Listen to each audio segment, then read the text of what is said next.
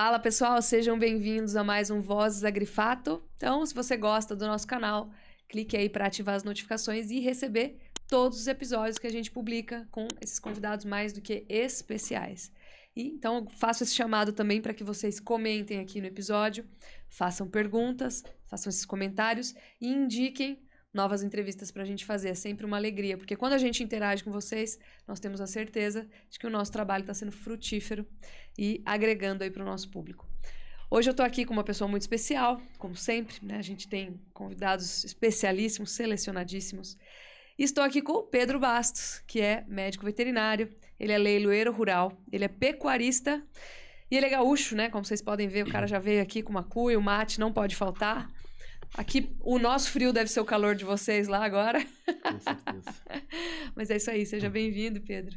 Oi, Lígia. É um prazer enorme sentar aqui nessa bancada.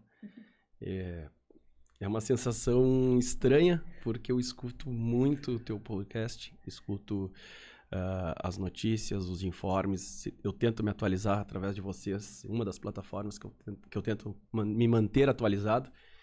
E, bom, como tu pode ver, eu tô até nervoso de estar na tua frente. Imagina, cara. Que isso, uma alegria ter você aqui. Você tem, com certeza, muito para ensinar. E você é de Uruguaiana, né? Uruguaiana. Conta um pouquinho lá da tua terra. Nascido e criado em Uruguaiana. Tive algum período, morei fora para captar experiências. Onde você foi? Na Nova Zelândia. Você andou? Ah, legal. Mas eu nunca saí muito da volta de Uruguaiana. Eu bebi do Rio Uruguai, quem bebe do Rio Uruguai não vive longe de casa, tem um poema. Então, Uruguaiana, para quem não sabe, eu gosto sempre de situar geograficamente, porque é uma cidade que talvez não seja muito conhecida. Ela fica na fronteira oeste do estado do Rio Grande do Sul, às margens do Rio Uruguai, fronteira com a Argentina, com a cidade de Paso de los Libres, província de Corrientes, e muito próximo também com a fronteira com o país Uruguai, né? Então, ali existe a tríplice fronteira e, coincidentemente, é muito próximo no campo que eu trabalho a foz do Rio Quaraí com o Rio Uruguai, que ali é conhecida a tríplice fronteira. Entendi. Como é que foi tua infância lá? Ah, foi bom. Eu morei até os 6, 7 anos na estância. A gente chama de estância a fazenda. Na fazenda. E foi o ambiente que eu me criei. Depois eu fui morar em Uruguaiana mesmo. A propriedade fica a 70 quilômetros do município, mas depois, morando na cidade, eu nunca perdi o vínculo com o campo. Eu sempre fui uma pessoa... Era pertinho, né? No fim das 70 contas. quilômetros, é perto. Até que é perto. E é que não são essas estradas que a gente conhece aqui em São Paulo, né? Mas é perto. E eu sempre fui uma criança, um jovem e hoje um adulto inquieto e curioso. Então, eu tive dificuldade no início da minha vida escolar. Tem muita história, minha mãe conta que Hoje você seria diagnosticado com TDAH. Exatamente. Na época não tinha isso, mas com certeza não usava calçado, eu ia de pé descalço para aula. E eu queria estar sempre indo para fora com o pai. Para fora que a gente fala, né? Para ir pro campo. Isso, a Ana Doralina teve aqui, ela fala para fora. E é até engraçado, né? Porque geralmente um pai tenta impor, né? Incentiva o filho, né? Ô, filho, vamos pra fazenda, vamos pro campo. E o meu pai saía pé por pé, às vezes, porque, claro, tempo curto e compromissos pra eu não ver ele saindo, porque eu me enfiava dentro do carro. Queria ir com ele. Então foi uma infância muito proveitosa. Então seu pai já era produtor ali? Né?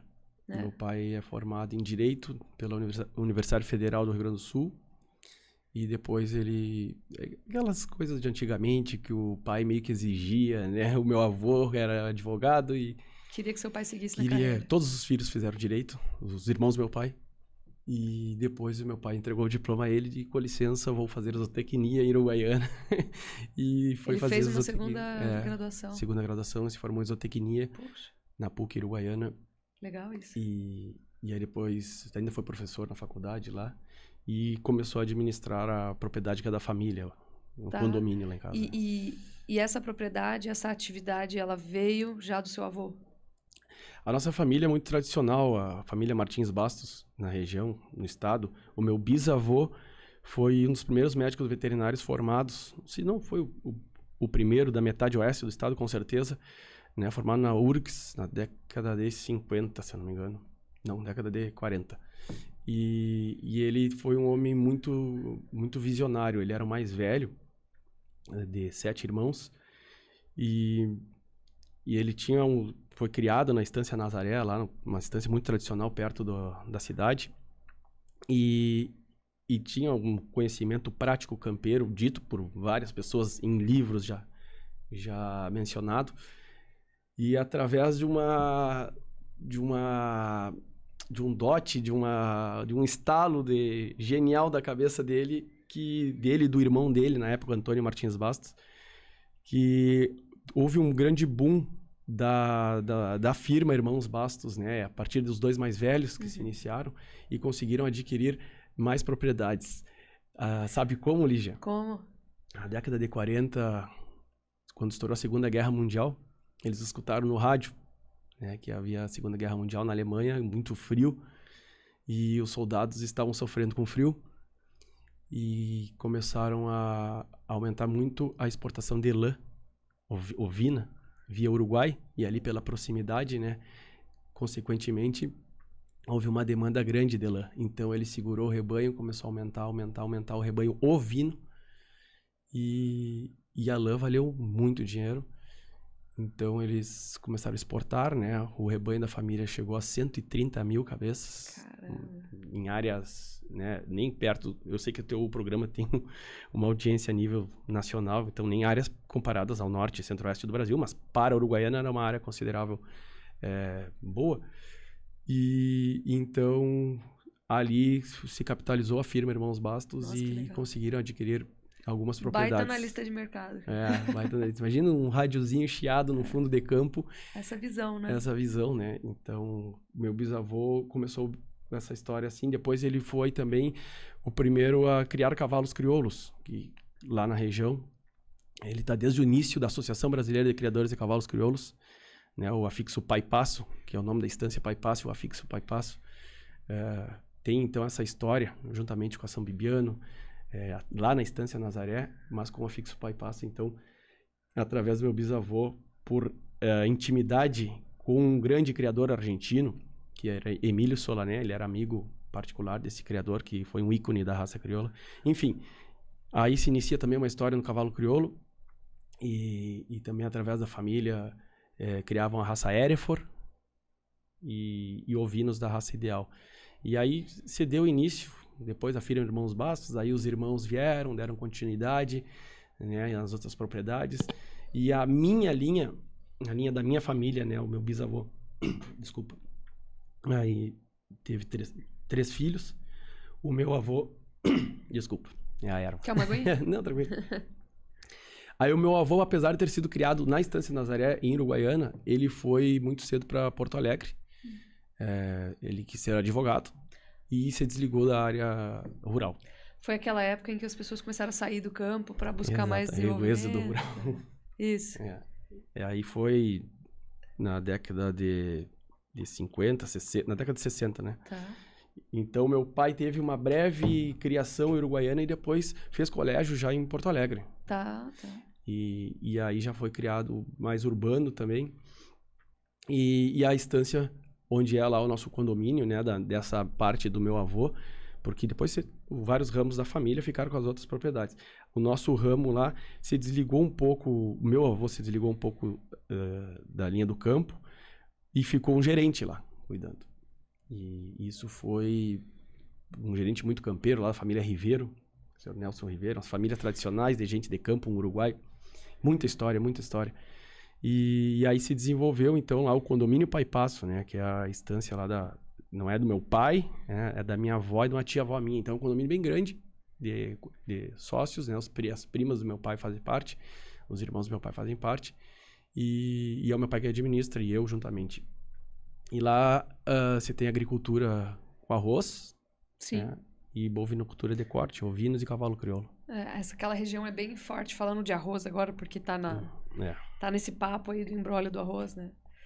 E eu tenho uma pergunta para fazer. Aquela região ela é muito bonita, porque ela tem essas estâncias muito antigas. Então aquela arquitetura meio espanhola, assim, bem É muito tradicional. bonito. Eu sou suspeito para falar, mas... É muito bonito, né? E é impressionante, a gente começa a compartilhar o dia a dia nas redes sociais, né? Hoje tem essa ferramenta maravilhosa, rede social, e a gente se aproxima de todo mundo, né? Sim. E eu noto... Sem ela, eu não estaria aqui falando com você. Sem ela a gente não estaria aqui, né? E eu noto que como as pessoas, olhando as imagens que eu publico, né? Muita gente que foi criada no interior, depois viraram empresários, advogados, médicos, né? Se afastaram. E ontem mesmo eu estava com um amigo ali em São Paulo, que vive há 40 anos, ele é de Santana do Livramento, da terra da Ana Doralina, que teve aqui também, eu escutei, Sim. maravilhosa, Querida. o podcast dela. Querida mesmo. E ele me falou, Pedro, eu moro há 40 anos em São Paulo e olha, olhar o teu Instagram pra mim É inspirador. Né, ele volta e meia se emociona e salva os vídeos, porque é legal e eu tenho a sorte de trabalhar itinerante, né? Em toda a região eu trabalho lá, então eu visito muita propriedade diferente, muita casa bonita, conheço muita gente de campo e escutar esse pessoal mais velho é muito, muito legal. Olha, você sabe que esse adorno visual que vocês têm lá, com essas estâncias bonitas, essa arquitetura tradicional, esses lugares que se mantiveram no tempo, né? É uma bênção, porque se você andar aqui, você vai ver, até nas cidades mais abastadas de São Paulo, com IDH alto, poder de compra alto, as pessoas demolem as casas antigas para construir uns caixotões novos, assim, de ferro e vidro. E uma coisa, assim, que, cara, daqui 2 anos tá oxidando, uma coisa feia, mal feita. Não, e a gente se dá E eu conta, acho né? isso uma tragédia a gente não ter a cultura ou a vontade ou o investimento suficiente para manter essa tradição. Em Campinas aqui, puxa, como é que chama? Gente, tô esquecida que eu não lembro o nome dos meus filhos. Mas tem uma avenida lá bonita, que é do bairro do Cambuí, que as agências bancárias mantiveram as arquiteturas originais das casas antigas. Foi meio que tombado, mas eles mantiveram. Por que não fazer isso, né? Por que você precisa acabar com tudo e construir uma coisa nova que não tem valor? Aquilo é muito, muito rapidamente degradável no tempo, depreciação muito rápida. Então, acho que você tem uma bênção, assim, de poder estar nessa... Não só na beleza natural, mas na natureza arquitetônica histórica, combinada. Né? A natureza, a beleza divina com a beleza divina, mas que adveio do homem, né? Através de Deus, mas histórica, do homem. né? Isso é muito bonito isso, histórica. Viver a história, As né? cercas de pedra que tem lá, as mangueiras de pedra, eu acho muito... A parte que mais me fascina, onde eu ando lá, são as cercas de pedra, né? Imagina o trabalho para construir uma mangueira de pedra sem máquina, né? Na época que se construiu. Impensável, gente. Impensável. Sabe que essa semana também a gente foi para São Paulo e nós moramos em São Paulo durante algum tempo antes de mudar para cá. Mas eu venho do interior, né? Interiorzão mesmo. E quando eu fui para São Paulo, você acaba se acostumando com a feiura. Então tem um bairro lá, eu não vou falar o bairro para ninguém se ofender, mas que a gente achava, nossa, esse bairro é bonito, vamos ver aqui alguma coisa. Aí nós voltamos para lá essa semana e falamos, cara, a gente achava isso bonito, meu Deus. Porque hoje a gente mora no meio da Mata Atlântica. Claro. É tudo muito bonito lá em casa. Aqui em Vinhedo, que é pertinho de São Paulo. Mas a gente se acostuma com a feiura. Então eu acho que esse estímulo visual positivo, ele é uma coisa que te faz ficar mais bem por dentro, assim, também. É interessante. Com certeza. Isso. E aí, cara, aí você morou lá, fez colegial, era um cara agitado e foi fazer veterinária. O que foi? Influência do seu pai? Ou você sempre gostou muito dos animais? Como é que foi? Foi assim, olha. Até eu vou contar, já vou entrar na minha vida de profissional de leilão, então. Isso. Porque eu comecei muito cedo, né, Lígia? Eu comecei muito cedo. Você é um cara muito jovem. Eu tenho 34. Não sei se é jovem ou não. Bem mais novo que eu. E eu tenho 10 anos já, vou fazer 11 anos de leiloeiro rural, né? Mas eu trabalho desde 2006 na atividade, então é bastante tempo. É bastante tempo. Como foi isso? Foi assim, ó. Você era o quê? Adolescente? Eu sempre fui curioso e inquieto. Inquieto. E a gente passou por uma dificuldade lá na Estância Pai Passo, lá no condomínio. E no 2003 para 2004, um dos gerentes, como eu citei anteriormente, veio a falecer. E era o gerente que cuidava da parte da lavoura de arroz. E quando meu pai assumiu, meu pai cuidava só da pecuária, meu pai foi pegar as contas da lavoura e tava ruim. Tava ruim, sabe? Uma lavoura de arroz é uma lavoura que demanda muito investimento prévio, né? Então, tem que colocar muito... Toda lavoura é assim, né? O agricultor sabe bem. Tem que preparar muito. Mesmo. Mas o arroz tem uma peculiaridade, né? Que tu tem que preparar muito a terra, tem que virar, tem que aplainar, tem que colocar taipa. E o que mais caro de tudo é subir com a água, né? Pra irrigar. Então, tu puxa a água, levanta a água, imagina o custo de luz. Arroz sequeiro, é complexo. E é arroz irrigado, no caso lá. E, então, bom... E aí, com essa... A gente teve uma dificuldade financeira grande no condomínio. Eu era adolescente, 14 para 15 anos. Você notou aquela inquietação? Não, foi punk. Aí o meu pai, ele chamou um consultor, na época, muito graduado. E o consultor foi lá, olhou, viu, né, a dívida, viu a área. E olhou para ele no final de um dia todo, andando na propriedade, e disse: Ângelo, eu não sei o que ainda é de vocês aqui. Então, meu pai foi um desafio grande para ele. Até hoje ele fala: olha, o que eu tinha que fazer, já fiz. Agora é com vocês. Agora é com vocês. Não, então ele arremangou as mangas e aí... conseguiu tirar. Conseguiu. A gente arrendou a lavoura, né? Vendemos todo o maquinário, os tratores e tudo. Vendemos todo o gado, né? Ou seja, você se desfez de ativos, só não vendeu, fez caixa. Exatamente. Só não vendeu os cavalos crioulos porque é a criação uma das mais antigas do Brasil. Ele disse: meu filho, eu já gostava, né? E já corria paleteada, uma prova de apertar o boi lá. Não sei se vocês sabem o que é. Sim, tá, sim, mas enfim. sabemos. E aí... Quem gosta de cavalo sabe. Então ele fez um match grande, graças a Deus, parceiros muito bons entraram, tanto na agricultura quanto na pecuária.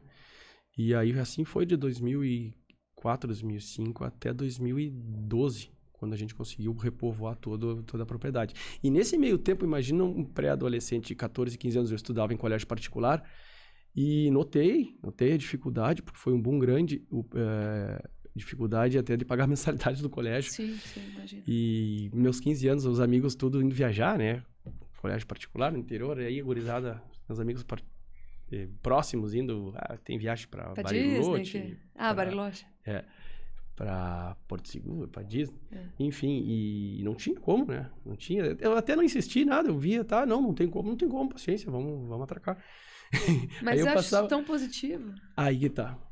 Foi por isso, eu sou eternamente grato, sabe, que se há males, né, que vêm para o bem, esse é crucial na minha vida. Isso foi um divisor de águas na minha vida. Foi um divisor de águas. Eu passar aqueles invernos, aquela férias de julho na estância, trabalhando, ajudando, vendo o gado dos outros chegar, sabe? Outra perspectiva de vida, cara. Me marcou aquilo de, então agora vamos remangar as mangas, vamos fazer. E como é que foi que eu iniciei no leilão? Eu tinha 16 anos. Desculpa. Imagina. E eu fui no aniversário de 15 anos, uma festa de 15 anos, uma contemporânea do colégio. E na festa estava o dono da empresa leiloeira que eu trabalho hoje. Tá. Se chama Pedrão Telechê, que é uma pessoa que também sou eternamente grato. Ele era pai de um colega meu do colégio. Ele é pai. E eu tinha uma certa... Ele me conhecia, ele sabia quem eu era, tudo, cidade interior. Ele veio a ser primo de segundo grau do meu pai. E imagina, né? Festinha de 15 anos, eu tomando minha primeira cervejinha ali. E a festa era no Sindicato Rural do município. Né? No Sindicato Rural do município, sim, que no outro dia... Eles cediam salões, eventualmente. E no outro dia seria a feira de terneiros, que a gente chama feira de bezerros. Sim. Né? Do município, no qual a empresa leiloeira dele estaria fazendo, realizando a feira de terneiros. E eu escutava a berraceira dos terneiros mamados, né? E eu escutava a berraceira ali na festinha, ali, escutando, a berraceira terneiros. Tem feira amanhã, não sei o quê. Tem bicho aqui. Tem bicho. E eu, com toda a energia que eu tenho até hoje, mas na época eu tinha mais, né? Não, você tá novinho ainda, cara. Não, mas toda a empolgação da adolescência. O auge do homem, depois dos 40 até os 50 e tantos anos. Aí eu tinha tomado uma cervejinha ali, cheguei no hoje ele é meu patrão, Pedrão Telechê, com licença, como é que eu faço para trabalhar na feira de amanhã? Você foi lá? Nem falou com seu pai? Não, meu pai nem sabia. E aí... Cara, se eu te falar o que eu tô fazendo aqui, você me perdoa. Não, esqueci de pagar a Zona Azul, vou tomar uma multa. Vai falando que eu tô escutando. Fala. E aí o Pedrão... Pra você ver que o negócio aqui é bem à vontade. O Pedrão só me olhou e disse assim: te espero amanhã às 14 horas.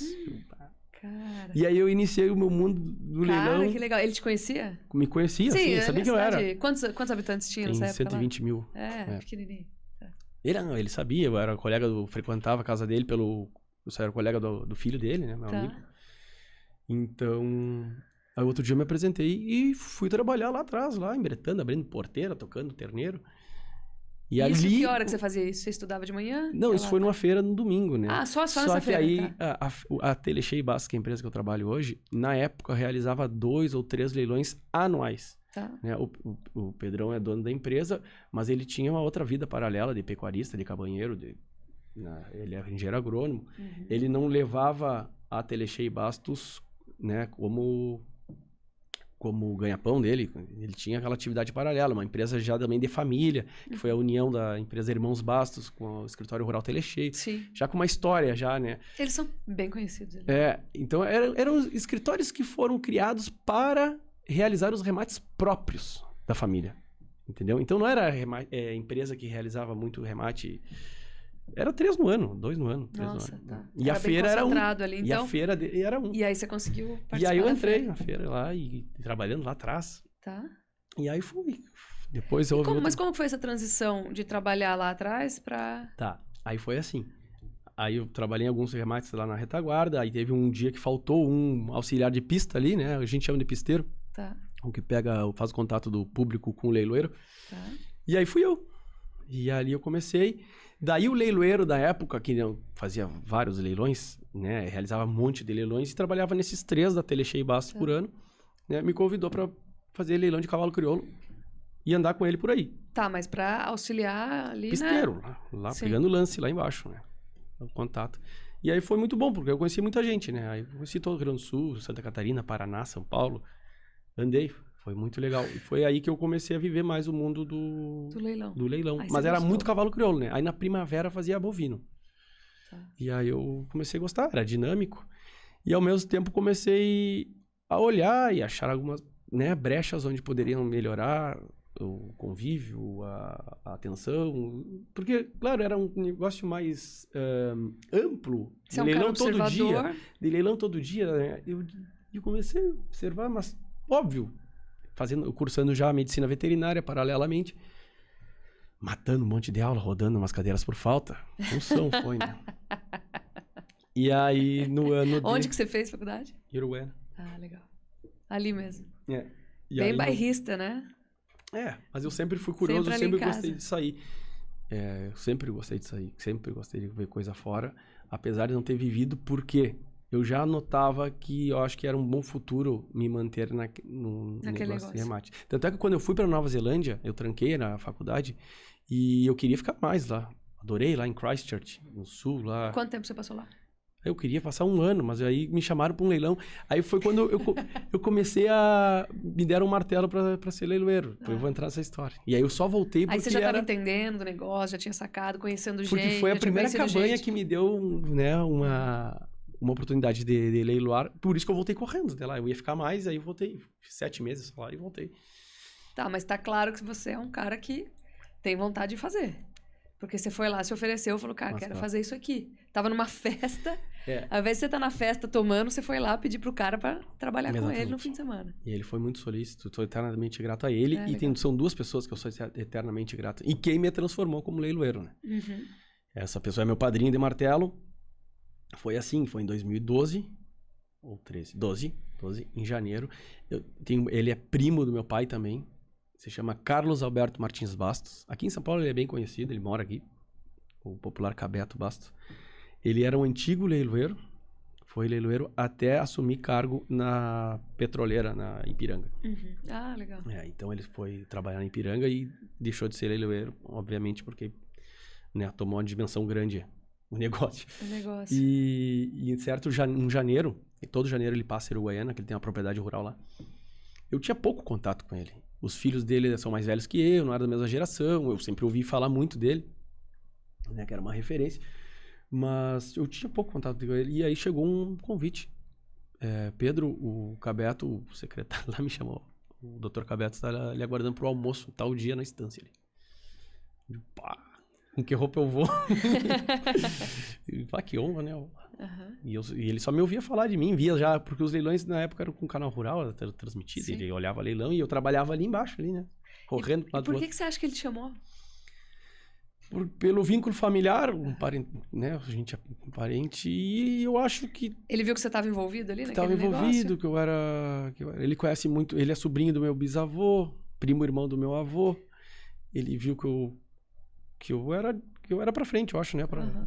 Eu era disposto. Eu acho que É. disposição é tudo. Isso é legal, porque o leiloeiro ele tem uma figura normalmente de um cara mais maduro, né? Um cara mais velho. É. Até Então, por tradição, né? A nossa geração não exatamente. tá muito ligada Aí nisso. com 22 anos, eu fui almoçar na casa dele e ele vem aqui, guri. Aí você voltou da Nova Zelândia pra ir lá almoçar com ele? Não, Como é que isso foi? eu fui depois aí. Ah, Isso tá. isso foi 6 Sim. meses antes de eu ir pra Nova Zelândia. Entendi. E aí ele disse, vem cá, guri. Tá. Me levou no escritório dele, lá na estância, belíssima estância em Tapitocai. E eu cheguei no escritório dele, eu tenho um presente pra ti. Eu imaginava o quê? Me dar um relho, uma faca, um quadro, um presente do meu bisavô, que ele tem muita coisa da família. Aham. Nunca imaginaria, né? Nunca imaginaria. Ele abriu a gaveta, me deu um martelo. O martelo, poxa. E eu disse, tá, mas e isso? Né? Eu trabalhava com leilão, mas nunca na minha cabeça pensei em ser leiloeiro. E ele disse, a partir de hoje, tu é meu leiloeiro. Nossa, Em que janeiro legal. de 2012. Desse jeito. E em abril tinha um leilão de produção dele já, com 1000 reses. Puxa, que legal. E aí, só que imagina o nervosismo de um guri, né? Aí eu não sabia nem por onde começar. Aí fui na Farsul, me inscrevi como leiloeiro, fiz todos os comecei a cursar Você tem que ter um curso, certificado, né? certificado, fiz curso de dicção e oratória. Mas foi um belo de um empurrão, né? Então sou eternamente grato a ele e dali em diante, então eu comecei... óbvio, eu seguia pegando lance nas pistas, né? Trabalhando. E aí eu comecei a minha carreira como leiloeiro. Mas foi tranquilo, assim, foi muito devagar até 2015. Né? 2015 aí eu comecei a mexer mais dentro da Telechei Bastos, né? Porque aí o Pedrão me deu a liberalidade de trabalhar na empresa. E aí 2015, um amigo meu a família vendeu a propriedade, tinha que fazer uma venda do gado. Uhum. E aí a gente viu, por que a gente não inicia um leilão que não tinha Uruguaiana? Leilão de gado geral, né? Leilão de feira, Sim. né? Que ocorria em Uruguaiana até o final da década de 70 e início da década de 80 com o saudoso Trajano Silva, que é uma personalidade. Ele é de lá, né? Só que depois o Trajano tomou uma dimensão a nível nacional e aí parou com os leilões de feira lá de gado geral em Uruguaiana. E aí em 2015 a gente iniciou o primeiro leilão de gado geral em Uruguaiana, a retomada, né? Primeiro, não. E de lá pra cá corre... O que você chama de gado geral? Gado geral é feira... Gado comercial? Sim. Cada um escreve um pouco. Ah, legal. E isso movimentou muito a pecuária na região. E foi muito legal. Foi muito Inclusive, legal. deve ter fortalecido a pecuária. Fortaleceu e hoje eu tenho a maior orgulho das pessoas. Tu não sabe a quantidade de gente que manda mensagem perguntando: Pedro, quanto é que tá o gato? O nosso, quanto é que fechou as tuas médias no último leilão? Então, virou um balizador de mercado para a região. Entendi. Então, ó, fechou R$10 o quilo do terneiro lá, na Telechei Bastos. Então, isso foi muito gratificante. Um precificador, né? E a gente conseguiu, nesse meio tempo, de 2015 para cá, montar uma equipe muito legal, né? A gente legal. pegou só gurizada que estava na faculdade cursando veterinária ali, amigos. Empolgados ali. Gente que eu já conhecia da minha infância, gente que chegou de outras cidades, que a gente tinha um vínculo de amizade, né? Então, hoje, a equipe comercial nossa, somos amigos. Todos. E eles não vivem do negócio de compra e venda, né? Isso que é o mais diferente, né? Eles são administradores de propriedades, eles são veterinários que realizam IATFs, temporada reprodutiva em vários, são consultores, e a gente se organiza... E eles vão pro leilão como uma coisa paralela? Como é que é? Uma coisa paralela, e que a gente tem que passar nossas datas para eles, né? Para nossa equipe, assim, a gente tem que ver as datas bem prévias, assim, não dá para ser de última hora, porque sim, senão você não consegue, gente. E, ao mesmo tempo, isso foi um limitador de crescimento da Telechei Bastos. Entendeu? Hoje a Telechei Bastos tá redonda. A gente tem um número legal de leilões, né? A gente agradece alguns leilões, porque a gente pretende atender bem os que a gente já vem fazendo. E a gente tem a sorte de fazer o leilão mais antigo do Brasil, Um leilão que vai fazer 70 edições ininterruptas ano que vem. Então, isso é gratificante. Imagino, cara. Ficou um negócio interessante. E qual que é o processo todo? Onde exatamente o leiloeiro se envolve? Assim, do começo ao fim? Depende. Eu queria entender isso. Ou como é o modelo de vocês, enfim. Eu, Pedro, me envolvo em todas as partes. Tá. Até a minha esposa fica louca comigo. Até pelo que você já me contou aqui. Delega um pouco, diz ela pra mim. Digo, mas eu gosto. Eu tento estar... Óbvio que agora não tem como, né? Por exemplo, nesse exato momento que a gente tá gravando o podcast, o pessoal tá apartando o gado lá pro leilão de terça. Né? Já me mandaram, aqui o grupo tá bombando, né? Vídeo e lote e tal, né? Mas se eu tivesse lá, eu estaria junto. Tá. E tento até não fazer no mesmo dia as propriedades, porque a gente faz uma parte prévia do gado, né?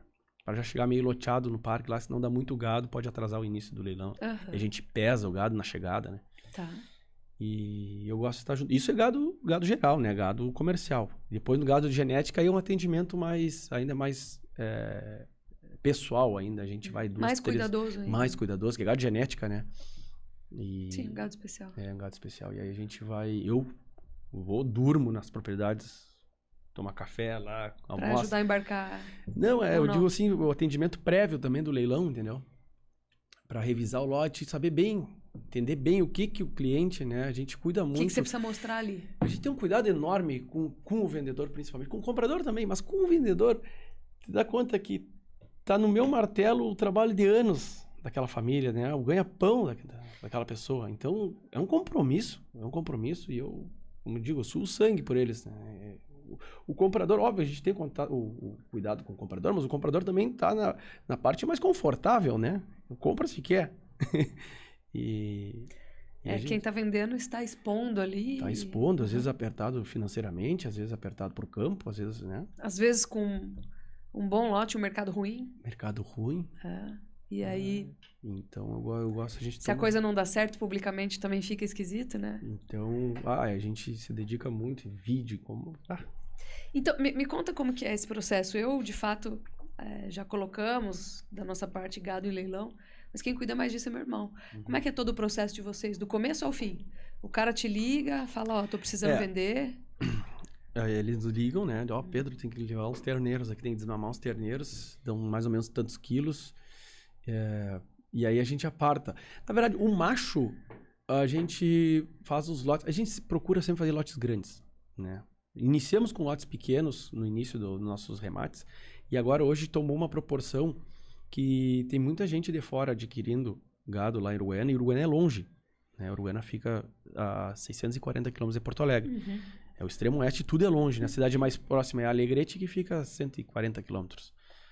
E então a gente, o que nos deu estalo? Vamos fazer lotes fechando carga. Então esse é também um diferencial lá que a gente tem trabalhado bastante.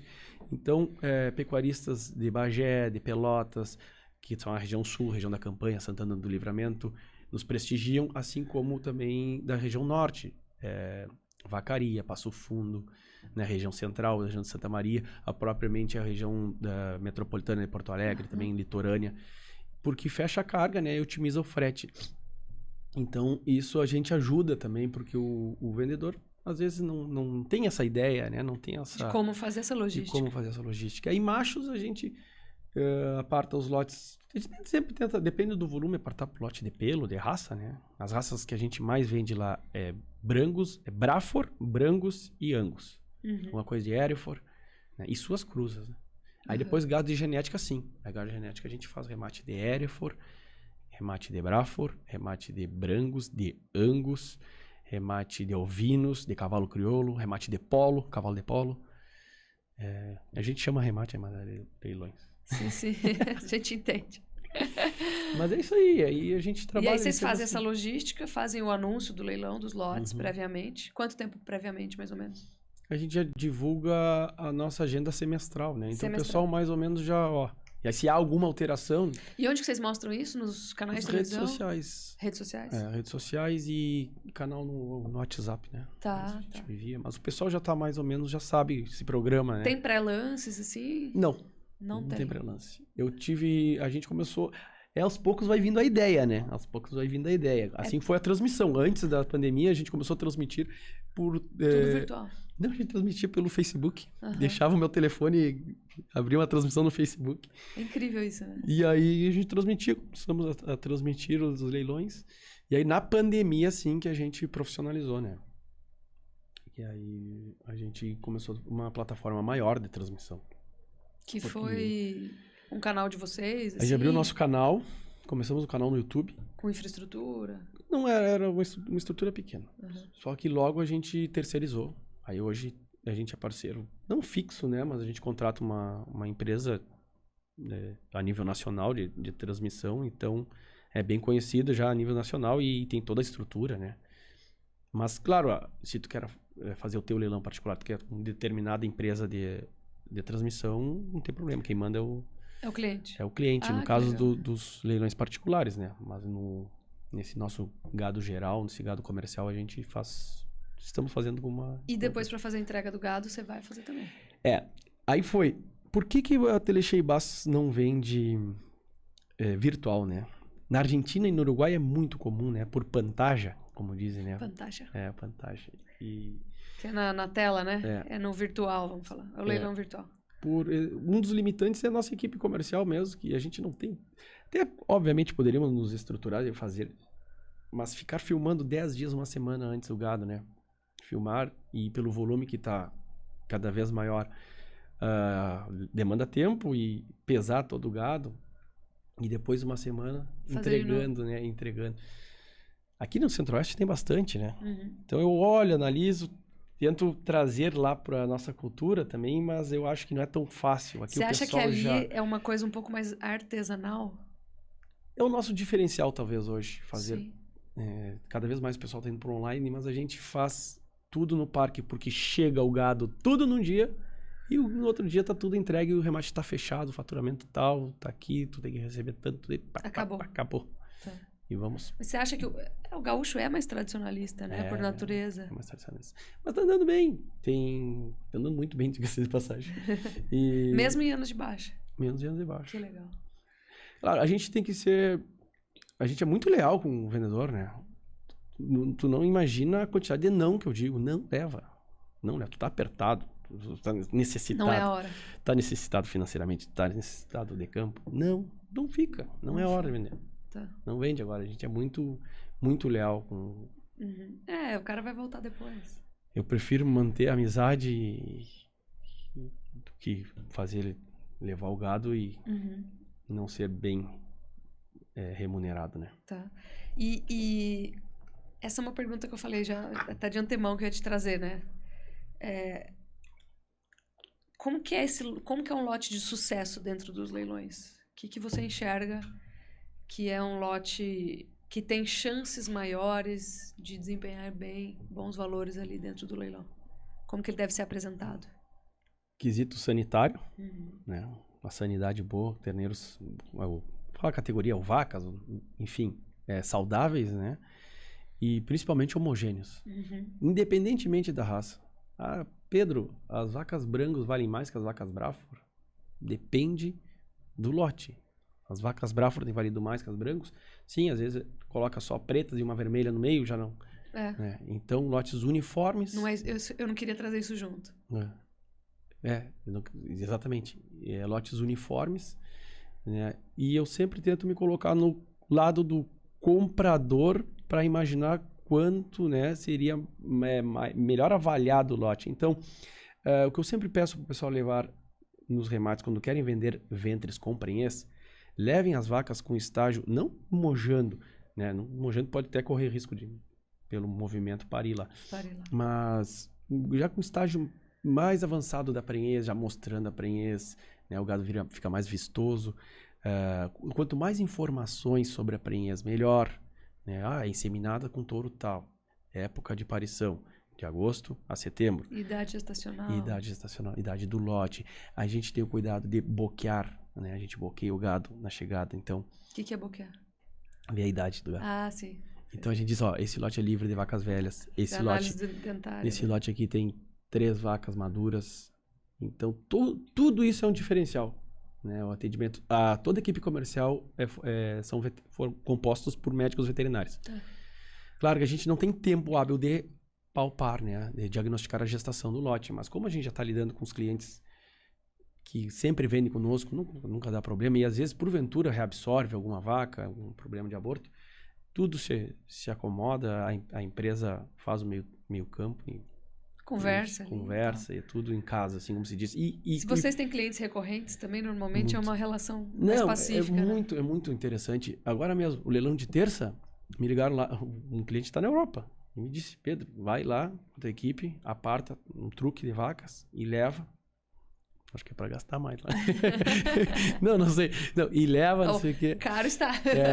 E aí, então, isso nos dá muita confiança, muita tranquilidade, né? O pessoal tá lá do outro lado do mundo, não sabe nem... Me deu carta branca para entrar dentro do campo dele, apartar o lote de vacas, colocar no remate, vender e depois avisar, ó, deu tanto. Imagina? Cara, eu jamais faria isso. É muita isso. confiança, né? Eu jamais faria isso. Então, é isso aí. Eu acho que... outro cuidado que a gente tem quando é pequeno produtor, também a gente realiza o diagnóstico de gestação, né? Sim, ali mesmo. Fica caro. Antes de entrar na pista? Antes de entrar na pista. Ali chega de manhã o gado, né? Uhum. Lote de 8 vacas. 5 vacas, não tem problema, a gente faz o diagnóstico de gestação ali para ele, porque vamos ajudar a gente, e é um remate democrático, então às vezes tem uma vaca e às vezes tem lote de 200 animais, 300 animais. Nossa, mas e aí vocês estão preparados para receber isso? Né? A gente cuida, né, agora senão fica um remate muito extenso, né, a gente tá cuidando.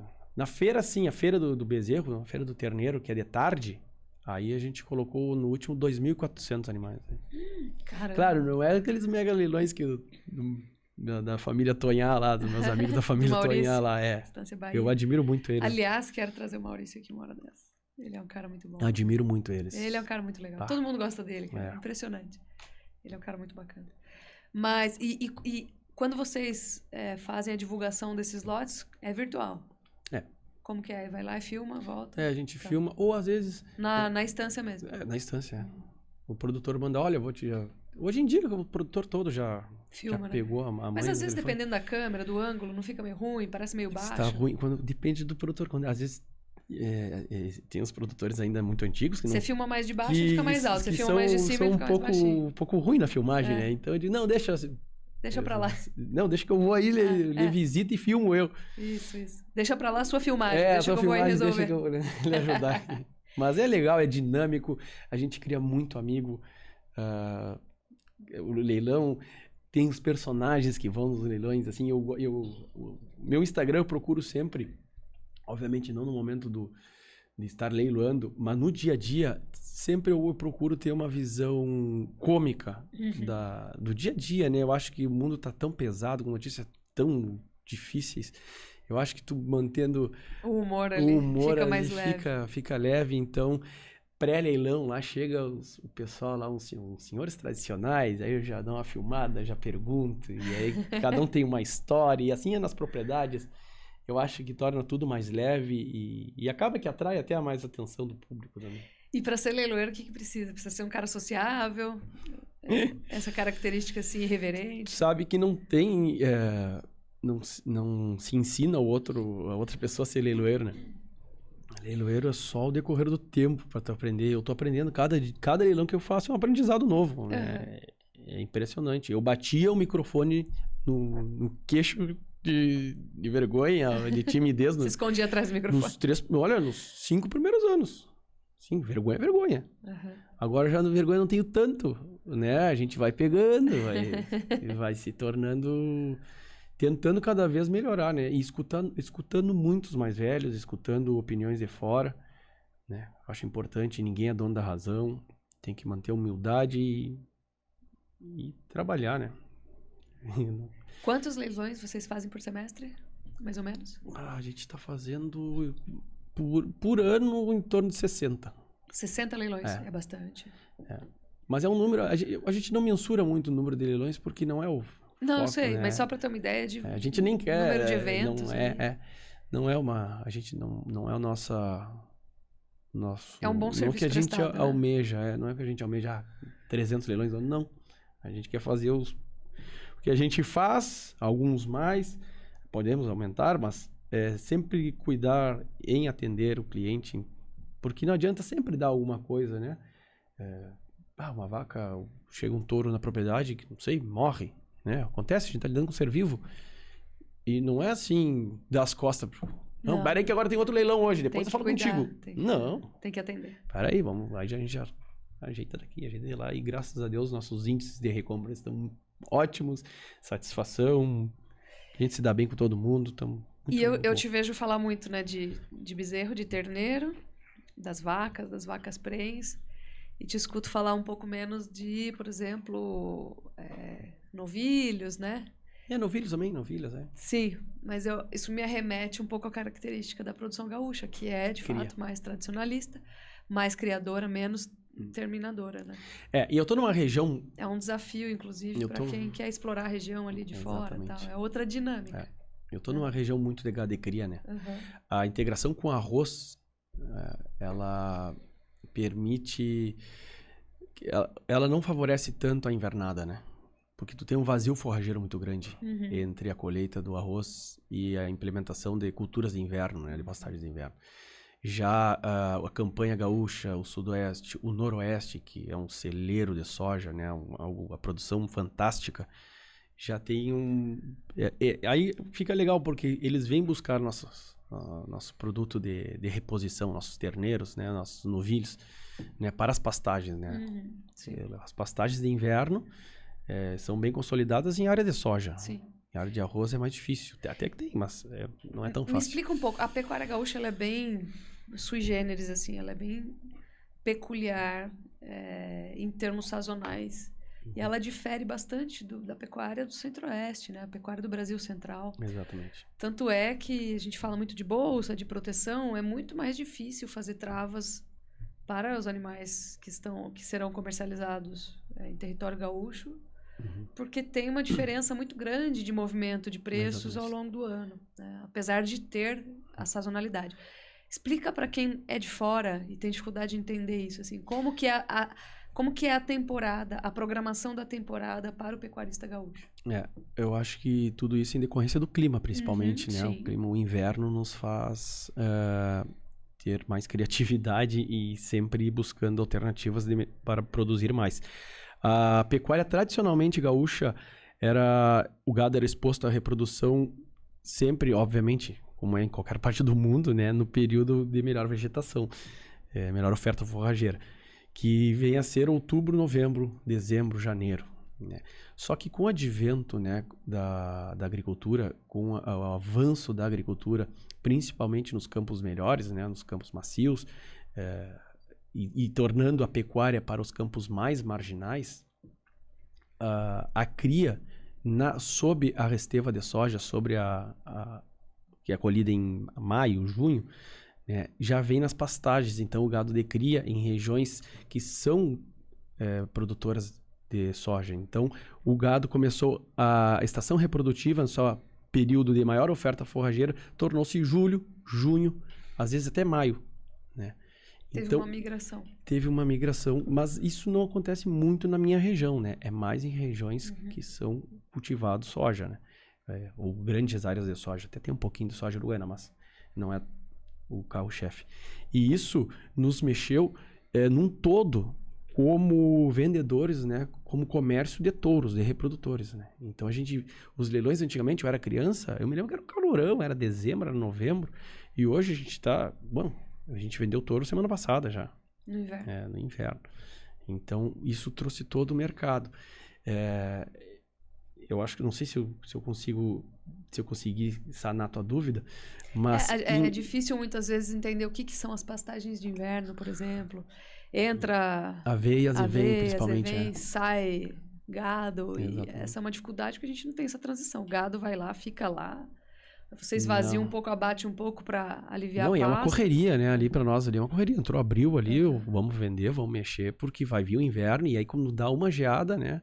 Porque tem as geadas, aí quando dá a geada, aí o pasto nativo amarela tudo. Acaba e se tu não tá estruturado, se tu não tem estrutura de pastagem de inverno, né? Vai passar fome. Vai passar trabalho, vai morrer, vai tudo. Então, é um clima mais drástico, né? E esse ano foi um ano...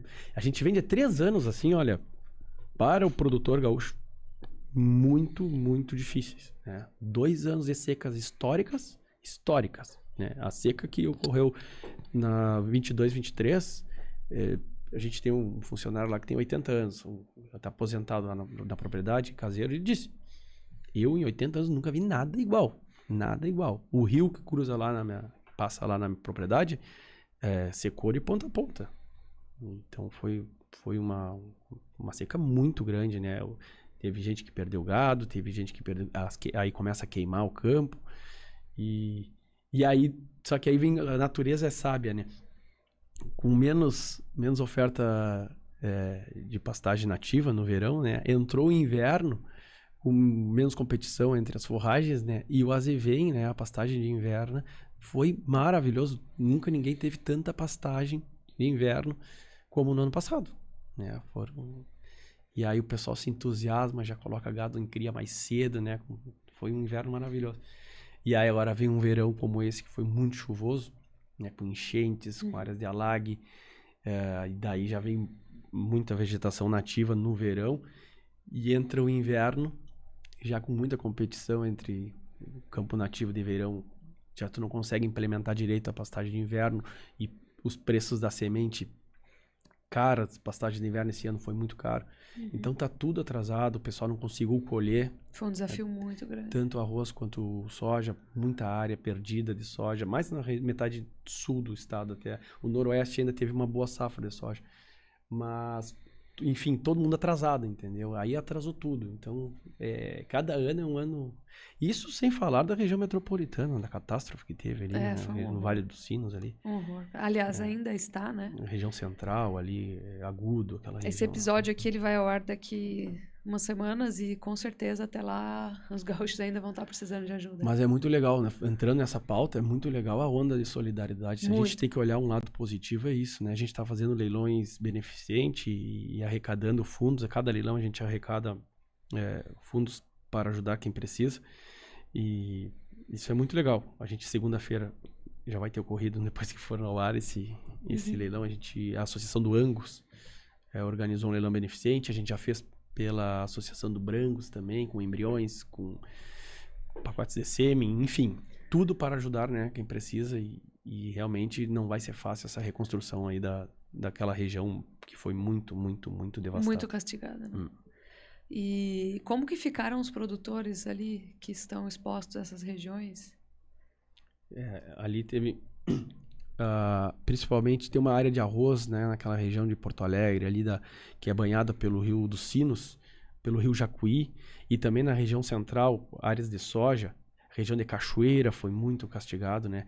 Eu acho que tem que ter uma renegociação, né, a nível federal, na minha opinião, e não sei o que está acontecendo. A gente vê muita notícia ruim na internet circulando, esse leilão do arroz do jeito que foi. Enfim, não é nem por visão política, e sim por comprovação, né? Eles já cancelaram o leilão do arroz, a gente não sabe se vai ter, né? Cara, eu vou te falar uma coisa, assim, isso pra mim pobres gaúchos que foram instrumentalizados e no meio de uma tragédia. Então estava no meio da enchente, apareceu a enchente, já lançaram essa intenção de comprar o arroz sem antes medir quais seriam os prejuízos. Então, assim, eles foram vocês, né? Vocês foram imediatamente instrumentalizados para servir aí a alguma ação não muito republicana, com pretexto. Isso aconteceu uma coisa muito semelhante com mais médicos. Teve aquelas manifestações lá de 2013 e naquele mesmo dia o governo anunciou mais médicos. Ou seja, como que depois da manifestação... Já vinha planejado... Então, como que no meio de uma enchente... Foi um pretexto, com certeza. Foi um pretexto para uma coisa que já estava sendo orquestrada. Imagina. Lembrando que a gente levantou alguns dados interessantes. A produção de arroz nacional é de 10 milhões de toneladas. Né? O governo, imediatamente após a enchente, anunciou a intenção de comprar 1 milhão de toneladas. 10% da produção nacional. Só que as perdas... elas foram referentes, aí, equivalentes mais ou menos a 1,5% da produção nacional. Mais de 80% já estava colhido. Né? 83% já estava colhido. Ou seja, nós temos aí 2 problemas. O primeiro é que, apesar de já ter sido colhido 83%, e essa produção saiu, né, quem ficou ali foi grandemente acometido. Então, é muito triste, porque agora o cara vai ter que competir, totalmente destruído, ele vai ter que competir com arroz subsidiado. E esse arroz ele foi comprado muito caro. Aqui em São Paulo, que é um dos mercados mais caros do Brasil, né? As cotações mais altas do Brasil, pela questão de demanda, tem uma grande densidade populacional aqui, uma grande população também. Se você abrir a internet hoje, você acha arroz para comprar pela internet direto já ao consumidor, com todos os custos logísticos já embutidos, a R$ 5,14 eu fiz uma pesquisa, no dia 10 de junho. Né? Hoje a gente está em 13 de junho. Ontem foi dia dos namorados.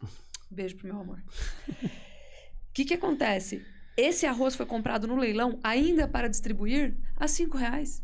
Então, assim, ele vai sair mais caro e o governo ainda vai ter que pagar a diferença para baixar de volta para 4, que é o que ele se propôs a tabelar. Exatamente. É o preço máximo, né? Então, eu cara, trago outra duplo. pergunta ainda. Eu trago outra... Pobres gaúchos, cara, que, assim, no meio da tragédia, eles foram usados e eles ainda estão sendo massacrados, os produtores, que são a população também, estão sendo massacrados. Assim, olha, é vexamoso, é vergonhoso. Espero não ser presa depois de falar isso. Esse é o pior.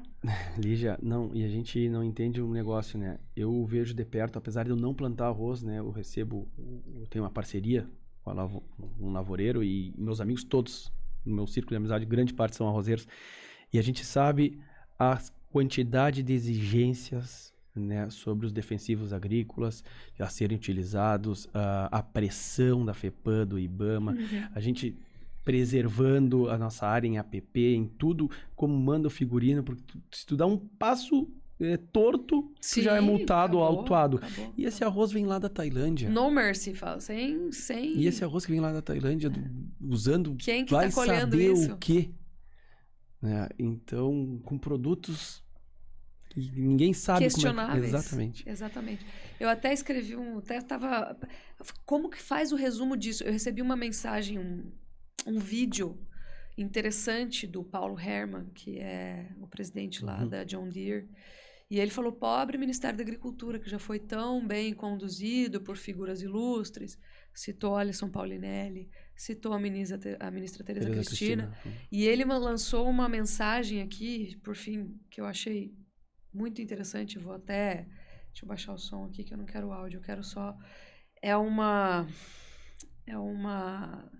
menção do ex-ministro Luiz Fernando Cirne Lima, que assumiu, né, o ministério em sua época, em seu tempo, e em 6 meses ele não gostou muito do que ele viu ali e das atribuições que lhe couberiam. Né? E ele renunciou. E quando ele renunciou, ele escreveu assim: é hora de sair para devolver a meu pai e, em breve, passar aos meus filhos um nome a cujas tradições procurei estar à altura em dignidade, independência, fidelidade e honra. E isso aqui, cara, me chama muito, muito a atenção. Exatamente. Porque a forma como tudo foi conduzido foi vergonhosa, foi vexaminosa, tá?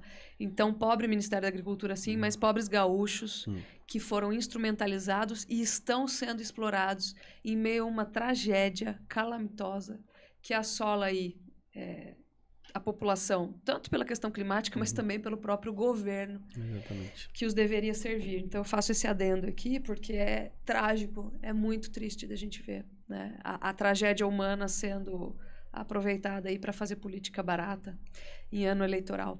Fora as consequências do leilão também, né? Depois que ele teve que ser cancelado. O jeito que foi o leilão, a maneira que foi. As empresas envolvidas, empresa de veículos e máquinas de transporte. 80 mil... mudou ali o capital, o tamanho do capital social ali da noite para o dia. Por favor. Então, assim, foi muito triste o que aconteceu. É muito triste ainda, né? Lembrando que 1,5% da produção nacional, o Brasil sempre foi importador e exportador de arroz. Rapidamente o setor privado teria importado esse arroz se necessário, esse 1%, esses 2%. Rapidamente. Um arroz mais barato aqui no Paraguai, aqui pertinho. Perfeito. E tem outra coisa. E aí eu falo a minha parte aqui, né? Commodity, ela, para baixar o preço, ela precisa de um estímulo à produção. Então, eu preciso produzir mais. Não adianta só baixar o preço. Porque se eu baixar o preço e não for rentável, o produtor não vai continuar produzindo. Né? E isso a gente aprendeu até em eventos mais dramáticos, como quando a China tomou conta de todas as propriedades rurais do país e falou, trabalhem, esse preço é tabelado. E a produção acabou e matou todo mundo de fome, né? Desestimula. A Ucrânia, né? Morreu de fome também, o pessoal. Teve uma crise muito grave aí por políticas similares, mas generalizadas, né? Bem estabelecidas. O que acontece? Se a gente não tiver um estímulo de preços à produção, o produtor não vai se sentir estimulado a produzir, ele vai substituir aquela cultura. Né? Ele vai ceder aquela área para outra coisa. E aí nós temos um problema posterior de abastecimento. Então, o que me preocupa é que o Estado está passando por uma tragédia humanitária, uma tragédia estrutural e infraestrutural. Então, a infraestrutura do Estado foi detonada. E eu estou desestimulando os produtores quando eu coloco ali dentro um arroz subsidiado, que não paga os custos desse produtor. Então, eu quero ver o que vai acontecer com a produção do Estado no ano que vem. Exatamente. Porque esse 1 milhão de toneladas, se o governo for afim e a cabo com a compra desse 1 milhão de toneladas, vai ser 10% de oferta a mais em relação ao ano passado. Claro, ainda falta a gente, né, finalizar o ano, fechar o ano, o balanço do ano. E os insumos subindo, mas os insumos junto subindo. com o dólar, né?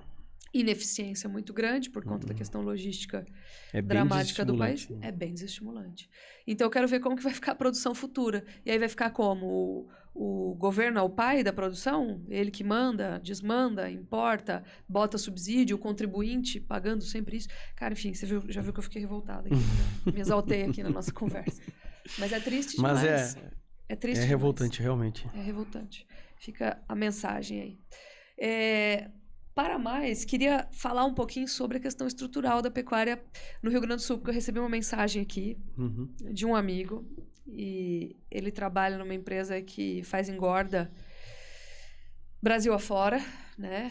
E ele me mandou uma pergunta, falou, cara, essa pecuária do Rio Grande do Sul, como que ela fica em níveis tecnológicos? Porque eu entendo que a pecuária, ao invés de se tornar mais eficiente, principalmente na engorda, que tem muitos desafios sazonais lá, um clima mais desafiador, ela foi se marginalizando, né? Então, ao invés de evoluir tecnicamente e acompanhar o ritmo Brasil Central, por exemplo, ela foi margeando para as regiões mais fronteiriças, cedendo espaço para a agricultura, que ficou mais eficiente. Não, isso é notório, né, Lígia? O pecuarista que não for agricultor junto, vai ficar para trás. Tu tem que se profissionalizar.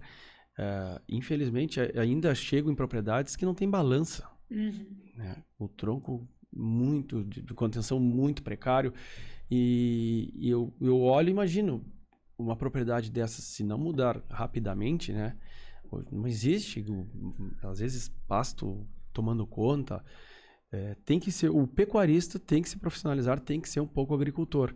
Eu acho que o gado de cria te exige bastante isso, né? O gado de cria, quanto mais tecnológico, mais tu estiver trabalhando, eu digo, não precisa nem ser tanto tecnológico, mas com as biotecnologias, desmamando na época certa, o período de entore na época certa, tu vai ter um mercado, né? Tu vai estar vendendo o teu terneiro, o teu bezerro, com em torno de seus 200 quilos na época certa, na época que terá os clientes terão as pastagens, e não gente que ainda tem gente que deixa o touro o ano inteiro com as vacas, né? E é difícil, porque tu perde escala, né, Lígia? Tu perde escala. Agora eu tenho 20 terneiros, vem aqui buscar. Não, no momento que tu vai colocar 400, 300, ou uma carreta de terneiro, tu tem um preço. No momento que tu tem uma carga fechada, tu tem outra. Isso é para tudo, para os insumos. Então, eu acho que a pecuária tem que ser levada mais a sério, né? E ainda mais em ambientes desafiadores, como é o Rio Grande do Sul. A gente tem ainda a oportunidade de aprender muito com o Uruguai e com a Argentina pela proximidade ali. Eu vou muito ao Uruguai e à Argentina e aprendo bastante com ele, tento trazer, né, a cultura deles. Eles são uma cultura muito ganadeira, né, muito de campo. E eu acho isso fantástico. Então, a gente tem essa proximidade ali tão perto da gente, e o que acaba, tanto a Agrifato quanto as pessoas da comunicação, né, tem que trazer as melhorias, as tecnologias, e dizer que se tu não se aperfeiçoar, né, não investir na pecuária, vai ficar para trás. A agricultura está tomando conta e tem que se mexer. Por mérito próprio, né? Eu diria assim, pelo que você está me falando, pela impressão que eu tenho, pelo que a gente observa lá olha de dados do Rio Grande do Sul, chegou num momento de encruzilhada, porque o gado já foi migrando para as regiões marginais, para as regiões fronteiriças, já foi migrando, né? Mas é cíclico também, né? Sim. Eu tô apostando numa retomada boa aí, e ainda mais agora com com esse adendo aí do arroz, do soja, com os custos altos de produção, né, que vai ter. Eu acho que é uma bela oportunidade de povoar o campo. Ainda estamos saindo do ciclo de baixa. Eu estou apostando bastante no ano que vem. Eu escuto muito vocês, né? Então, então eu acho que 2026 aí vai ser para surfar boas ondas. A gente acredita nisso também. Agora, em termos tecnológicos, acho que a pecuária no Rio Grande do Sul ela chegou num momento de encruzilhada, porque ela foi migrando, foi deixando, né, espaço para manter uma tecnologia comparativamente mais baixa, manter seus velhos hábitos, vamos falar, e agora não tem mais para onde correr.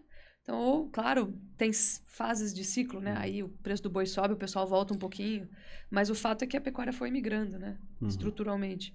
Então, ou você acompanha, e eu falo isso, tem que fazer agricultura e pecuária, mas, assim, na prática é mais complexo. Então, não é assim, é só fazer.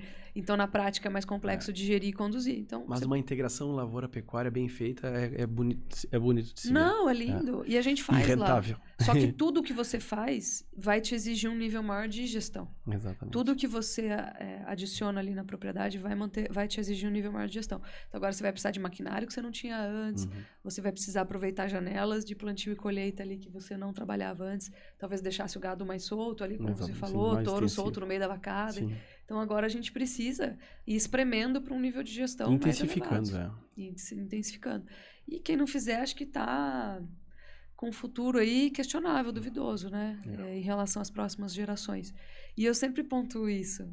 Te falei, a gente tem 5 crianças em casa. Então, automaticamente, quando você se torna pai e mãe, você começa a pensar a longo prazo. Não tem mais como só pensar da mão para a boca. Amanhã eu vejo o que eu vou fazer. Não. A gente já precisa ir planejando para programar os nossos filhos para serem boas pessoas, bons humanos nessa vida. E pensando em sucessão, e eu acho que o campo é um excelente lugar para se criar filhos. Excelente. As pessoas são mais produtivas, aceitam mais a vida e trabalham mais com as complexidades da vida. Entendem como funciona a natureza, como funciona, né, diferentes espécies ali convivendo em harmonia. São lições que a natureza te dá que ninguém mais te dá, nem pai e mãe. Só estando na natureza para você absorver aquilo de verdade. Então, isso é muito bom, né? Manter a família na produção agropecuária. Agora, para manter, eu preciso entregar uma herança saudável. Eu preciso entregar uma herança que vai virar uma sucessão. Porque, cara, a gente vê, né, as famílias rasgarem ali o que tem, o que construíram, assim, em uma geração. Um grande gargalo da pecuária é a sucessão, né? E quando a briga entre os irmãos? Cara, naquele imbróglio, naquela brigaiada, fica tudo sequestrado, aquele patrimônio vai embora com um advogado, com briga, com paralisação, o negócio fica parado, não vai pra frente, ninguém faz nada com aquilo. E isso é muito ruim, né? E aí, quando o herdeiro assume, ele não sabe tocar e ele destrói. Então, eu falo, é até uma coisa muito boa para a vida dos filhos, né? Estar ali, mas para estar ali precisa trazer esse nível de sucessão.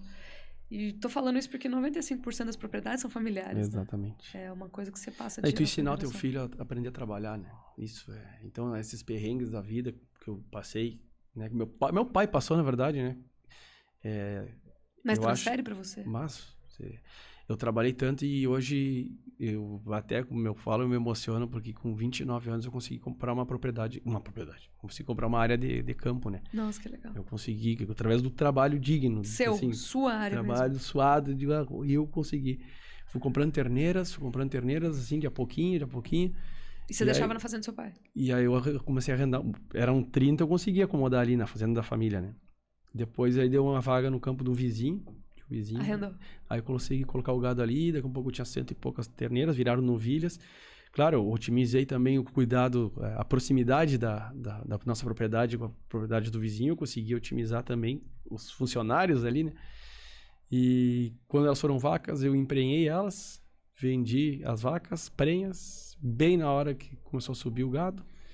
E aí consegui fazer um capital e surgiu uma propriedade do lado, uma areazinha, um campo nu, e eu consegui comprar. E aí, hoje tem uma área, é pequena, mas é meu, né? Como se diz. Sim, mas é seu. E- Isso tem uma legitimidade muito grande. Foi muito, eu fiquei muito feliz, né? Imagina, quando eu completei 30 anos lá, eu tinha assinado a escritura lá no cartório, então isso é muito, muito gratificante. Cara, Hoje isso é já uma tenho lição de a vida. minha receita de lavoura, eu arrendo uma parte para a lavoura de arroz, tenho minha pecuária lá e estamos E vai tocando sua e vão vida. tocando. Lota agora, próxima fase de alta do ciclo. Mas Depois eu você já tô, descarrega de novo. eu já tô lotado. Minha área é pequena, lotou bem rápido. Legal, mas é assim, cara. É assim que começa.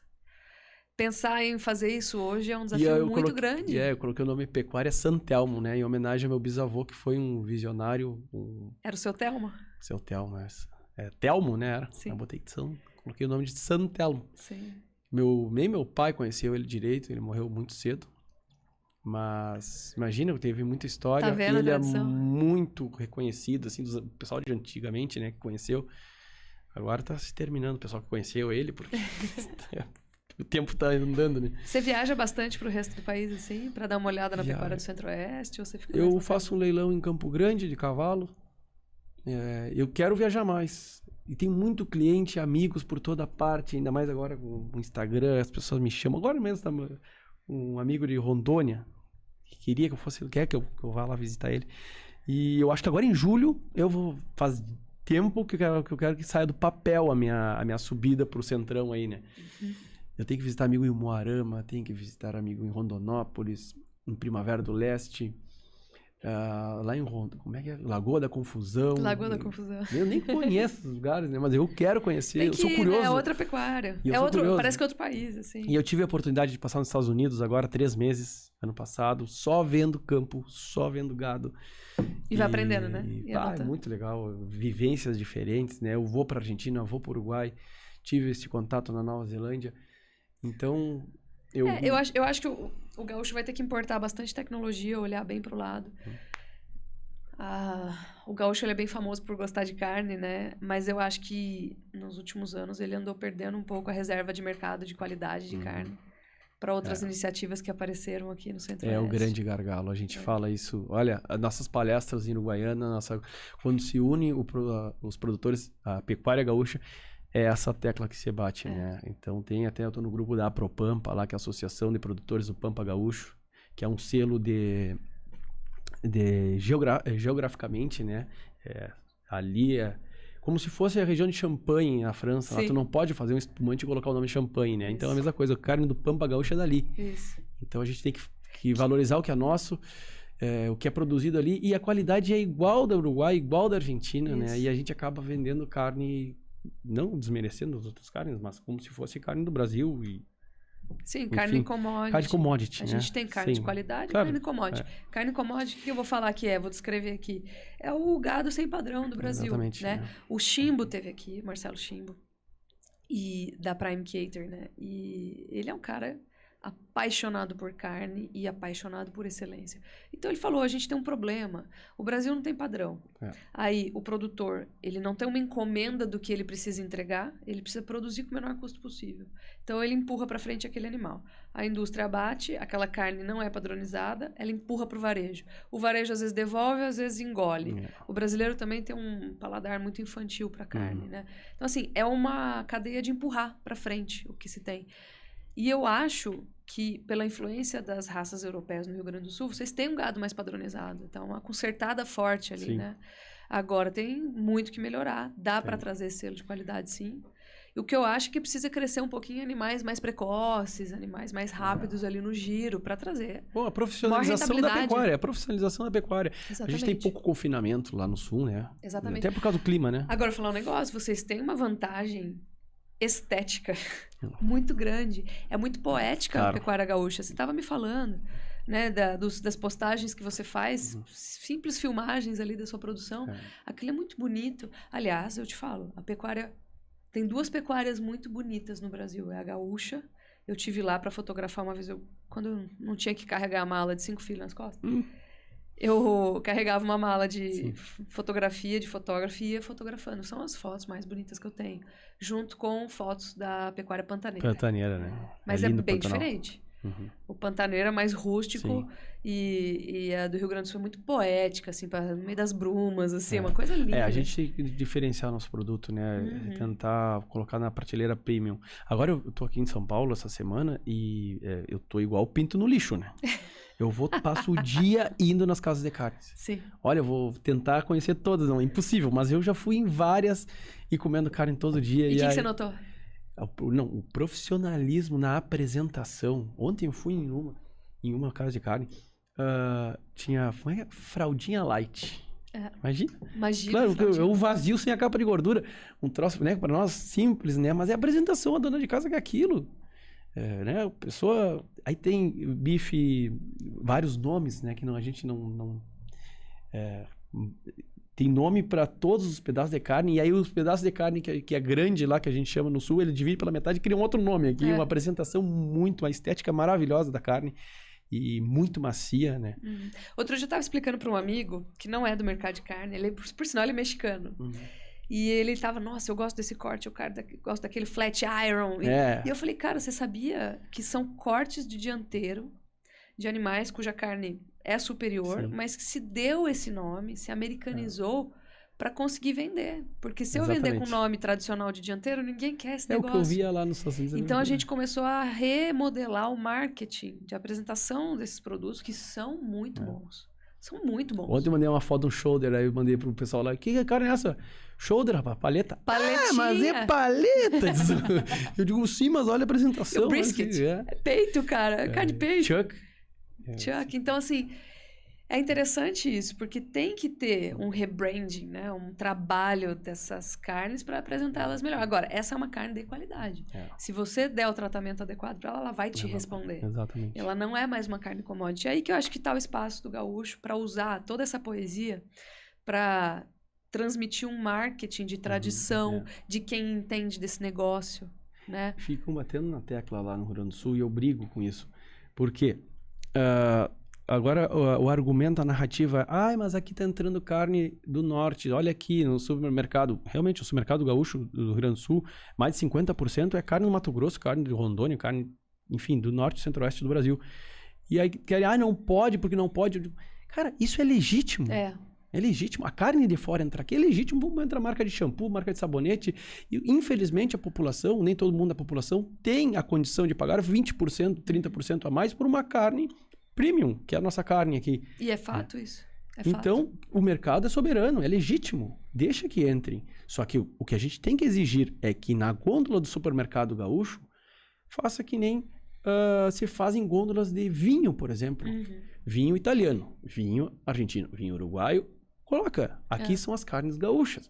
Vamos tentar valorizar, né? E isso eu acho que cabe a alguém, algum órgão, não sei qual órgão dos produtores do Rio Grande do Sul entrar em contato com a organização dos supermercados, enfim, e pedir ou exigir, ou enfim, porque para o supermercado também talvez não seja interessante, né? Olha, o Chimbo teve aqui, ele falou, como que você trabalha? Por encomenda, entre aspas. Por encomenda. Eu quero que o meu cliente me peça o que ele quer e eu vou entregar. E aí eu vou buscar no Uruguai, vou buscar no Japão, vou buscar no Brasil em algumas operações. Exatamente. Mas eu preciso... E a Ana Doralina também falou isso. Falou, cara, uma vez eu ficava ali na beira do açougue do supermercado para ver o que as pessoas pediam. Mas eu faço a mesma coisa. Eu quero ver o que as pessoas estão pedindo. Eu vou no supermercado e ela fico falou olhando. assim, teve um dia que eu saí de lá, que só faltava estourar rojão. Eu fiquei muito feliz. Porque o pessoal pediu um patinho de Angus. E aí eu, que legal. Por que a senhora quer um patinho de Angus? Ela perguntou. Ela falou que conta essa história aqui pra gente. Então, o Angus, ele conseguiu se associar a uma qualidade, vamos falar assim, uma qualidade superior. E ela falou que no McDonald's, às vezes, eles tiveram que fazer um treinamento com as equipes do McDonald's para explicar o que era o Angus. E aí, às vezes, você perguntava, o que é Angus? Um tempero especial, um gosto para carne. As pessoas não sabem o que é. Mas, assim, você já conseguiu associar o Angus a algo superior. E uma ação muito eficaz para isso, efetiva para isso, foi a incorporação do Angus no hambúrguer do McDonald's. Porque o McDonald's ainda tinha... Agora não tem mais, mas ainda tinha aquela prateleira basicona Como é que chama? O Big Mac, o McChicken, o Mac, sei lá, como é que é? O do Cheddar lá, Cheddar McMelt. Quarteirão. O basicão. Pá. E aí, de repente, colocaram um Angus. E o Angus era sim, o Black, o superior, o tal. E aí... Jogada de marketing. Isso. Aí se associou o Angus a um hambúrguer melhor. E, cara, quantos McDonald's tem no Brasil? Quantos hambúrguerzinhos saem por dia ali? Exatamente. E aí foi uma grande sacada. Então, ela conseguiu associar o Angus a uma coisa de melhor qualidade. Falta informação, né, Lígia? Exatamente. Então, quando as pessoas olharam no McDonald's que o Angus é premium... Exatamente. Agora, lembrar, nós ainda estamos num país com graves problemas econômicos, né? Uma classe média, se a gente comparar globalmente, ainda de poder aquisitivo baixo. E aí vai ser difícil emplacar cortes muito mais caros. Ao mesmo tempo em que o mercado de qualidade é tão pequenininho que tem muito espaço para crescer. Exatamente. Então, o mercado de carne de qualidade ele é muito pequenininho, relativamente ao tamanho do país. Ele tem muito espaço, tanto que ele vai crescendo 100% ao ano, Claro. 100%, 40% em média ao ano. O Chimbo falou que cresce 40% em média ao ano o negócio dele lá. Tem muito Então, pra isso é crescer. interessante. Tem muito que... A gente tem que se comunicar melhor, né? Em toda a parte da cadeia, do setor primário. O nosso problema é comunicação, a gente não se comunica.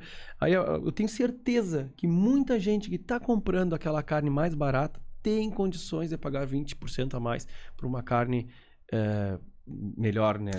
E tem métodos de venda. Só que não tem informação nenhuma ali. Tem métodos de venda. Você pega lá como é que fala, gente? Você pega uma peça grande, 4 quilos, vende por, sei lá, R$ 49,90. E você pode fatiar ela e vender prontinha por R$ 79,90. Ontem eu enlouqueci olhando. Porque ninguém mais quer levar uma peça de 4 quilos para casa. As famílias são menores. Com certeza. Ela é visualmente menos atrativa. Mas é que nem você a melancia. agrega valor vendendo porcionado. É igual a melancia.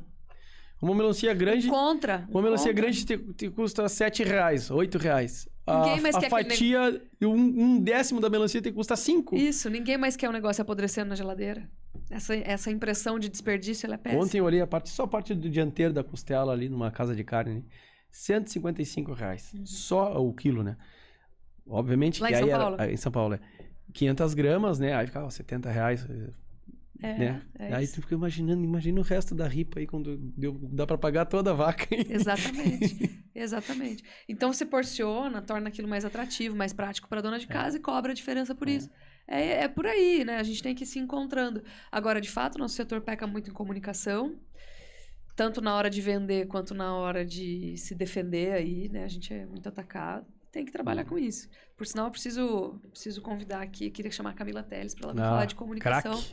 Craque e comunicação para fora da bolha, né? A gente tem que ter muito sangue frio para se comunicar fora da bolha. É muito difícil. Tem muito ataque injusto, muita gente mal intencionada. Exatamente. Eu tenho um amigo que recebeu a TV francesa dentro de casa. Os jornalistas dormiram na fazenda dele, ele mostrou tudo bonitinho, minha reserva. A nutrição não é com soja, porque eles criticam muito, né? Que a soja vai para nutrição animal. Aqui tem carbono positivo. Chegaram lá, editaram toda a matéria e ela foi pejorativa. Os caras estiveram dentro da casa dele. É uma ofensa. E tu sobrevoa a Europa lá, não tem... Olha, não tem um mato. É tudo propriedade... Ou se tem um mato, é o eucalipto para... Né, para celulose, e aqui tu sobrevoa o Brasil, assim, tu vai olhando, mato, tá tomado de, lá no sul, pelo menos, de veado campeiro, os matos de javali, enfim, sinal que há onde essas espécies estão crescendo, porque há ambiente, né? Exato. E aí vocês têm essa questão super positiva também, para trazer para o marketing, que são os campos nativos, os pastos nativos, né? Os pampas ali, eles são reserva ali, já estava assim, eu produzo aqui, tá tudo certo. Então é um outro marketing positivo que se pode fazer, né? Pedro, me fala uma coisa, o que você enxerga, agora mudando um pouco o tema, o que você enxerga de desafio do mercado daqui para os próximos 2, 3 anos para os pecuaristas gaúchos? Olha, como eu falei, né? A profissionalização do meio. A profissionalização do meio é o maior desafio. A gente tem que incentivar gente nova a entrar na pecuária, porque eu vejo pouco incentivo. É difícil, eu estou diretamente trabalhando nas associações de raça, tanto a ABHB quanto a do Angus, do Brangus, E é mais difícil, é um gargalo ter gente nova, né, com vontade de assumir. Eu uso como exemplo, né, porque é uma representação da pecuária, né, de determinadas raças. E gente nova vindo com vontade de assumir, de novas ideias, para comunicar melhor. Eu acho que esse é um grande gargalo, tu educar e fazer gente nova a fim de usar o computador na mangueira, né, tecnificar a pecuária, deixar um pouco, porque é uma linha tênue a tradição, né, e a tecnologia. Tu tem que saber agregar isso, não pode perder a tradição, mas também, né, não pode deixar de evoluir. Às vezes as pessoas acham bonito ficar só na tradição, só no upa-upa, lá no ahahá, e tu tá perdendo o cara do lado ali, os gringos que a gente chama, tá voando baixo. O funcionário dele tá mexendo no GPS ali, manja tudo do GPS, o teu funcionário mal sabe mexer no telefone. Então, pessoal... Precisa se adaptar, né? É lindo a tradição, eu gosto muito da tradição, mas a gente não pode perder, né? A gente não pode parar no tempo, a gente tem que seguir evoluindo, senão vamos ficar para trás. Infelizmente, o mundo é cruel, é bonito, mas a gente tem que produzir, a roda tem que girar, senão o maior come o menor. Não tem saída, né? Cara, assim, acho que eu sou bem tradicionalista também. Eu sou muito tradicionalista. Essência. Se tu olhar meu Instagram, eu acho linda a tradição. Na minha essência. Só que é uma linha tênue, tu não pode perder. Não, mas oportunidades não te impedem de manter a tradição. Exatamente. Oportunidades, né? Mas você pode nem manter... todo mundo acha isso. Você pode manter a sua estância lá. Agora, técnica produtiva que te traz eficiência, mas competitividade tem que ser aproveitada, né, cara? Você quer ainda fazer trator sem GPS ali, com uma acuidade muito grande ali de área não sobreposta, por exemplo, é eficiência. Então não dá. O que é um GPS num trator? Vai te tornar menos produtor tradicional? Não. Então acho que é por aí. Agora eu não sei se é essa questão mesmo, né? A pecuária gaúcha ela é muito profunda em raízes e eu nunca de fato estive lá vivendo a pecuária gaúcha. Eu vivo a pecuária do Centro-Oeste. A gente tem, desde que eu nasci, que eu tô na pecuária aqui do Sudeste e do Centro-Oeste, é outra coisa. É muito diferente, eu acho. Agora, em termos de marketing, vocês têm uma vantagem bem grande para trabalhar. E isso eu acho muito legal. Isso tem que ser muito utilizado. Porque a imagem do gaúcho vende, né? Vende, mas é muito bonito. É esteticamente muito bonito. Esteticamente, os campos são limpinhos, assim, o cavalo é muito bonito. As roupas que vocês usam são muito bonitas, né? Eu vi um vídeo teu de um gado sendo tocado numa garoa, no frio. Que coisa bonita. Senhor. Então é muito bonito, cara. Tem que aproveitar isso, né? E fazer uso. Porque a tradição, ela embute que o cara entende do que ele faz. E quem faz isso muito bem são os argentinos, né? Exatamente. O argentino traz uma poesia nas coisas mais simples. Outro dia eu vi um vídeo que montaram de um pintor argentino, pintor campeiro. Então, ele faz pinturas do campo ali e fizeram como se ele fosse o Diego Rivera, assim, um cara simbólico. Ficou muito bonito. Vou fazer isso com a carne também, com a produção, né? Com essa herança boa, positiva. Mas isso vem de casa, na Argentina e no Uruguai. O povo é muito campeiro, o povo é muito do campo e tem orgulho do campo, né? Eu vou sempre a Palermo, lá na exposição de Palermo, de exposição de gado, né? E eu nunca me esqueço a vez que eu peguei um táxi saindo de Palermo, assim, entrei e o taxista me perguntou: e aí, quem é que ganhou a exposição no Angus, os touros Angus? Ele sabia. Ele queria saber, o taxista, entendeu? Quando é que o taxista aqui em São Paulo, em Porto Alegre, em qualquer cidade, vai ter interesse em saber qual foi o touro, qual cabanha que ganhou? Isso é uma questão cultural, né? Ou seja, você transmitir a cultura da região, que né, o cara conhece quem que tá ali no leilão. É interessante isso. Te falei, né? Estive na festinha junina das meninas aqui, das minhas filhas, e não tinha uma bandeirinha junina. E a festa junina é uma tradição paulista muito forte. Todo mundo quer fazer a festa junina. Todo lugar tem uma festinha, toda escola tem uma festinha junina. E eu falei, cara, onde que eu tô mostrando a tradição para ter essa questão cultural de se envolver, de valorizar? E o agronegócio é muito forte aqui, a produção agropecuária, baita oportunidade de carreira, E as pessoas nem sabem que isso existe. Exatamente. Então, quem não sabe de onde vem, não sabe para onde vai, né? Isso não pode... Exato. Perfeito. Tem que saber para dar valor e ensinar as novas gerações. E vou te falar, isso me deixou totalmente doente, porque é uma atividade pedagógica você mostrar história, tradição, né? Isso me deixou doente. E digo mais, Lígia, isso me chamou a atenção lá nos Estados Unidos, né? Eu andando por lá, eu via que como eles tratam como imóvel aquilo lá, como puramente um negócio, assim, pede... Eu fui na propriedade lá, um senhor que adquiriu o campo, os filhos não querem nem saber.